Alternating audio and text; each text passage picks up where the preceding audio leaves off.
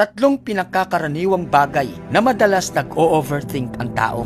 Una, nag-o-overthink ka sa opinyon at reaksyon ng iba. Ito mismo ang pinaka-number one na pinaka-pinagmumulan ng pag-o-overthink mo. Yung takot ka na ma-judge, mawalan ng respeto o matanggihan ng ibang tao. Ay nag-uudyok ito sa utak na mag-isip ng lahat ng posibilidad.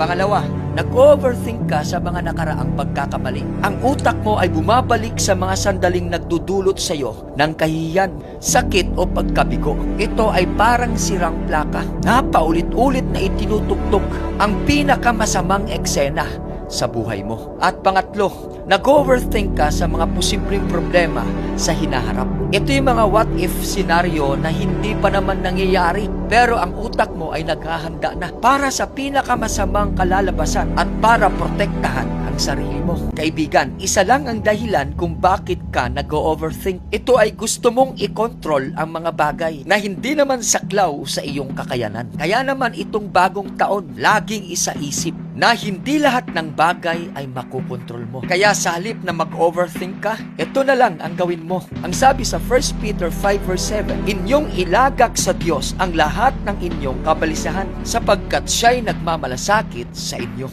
See you in my next video. God bless, kapatid.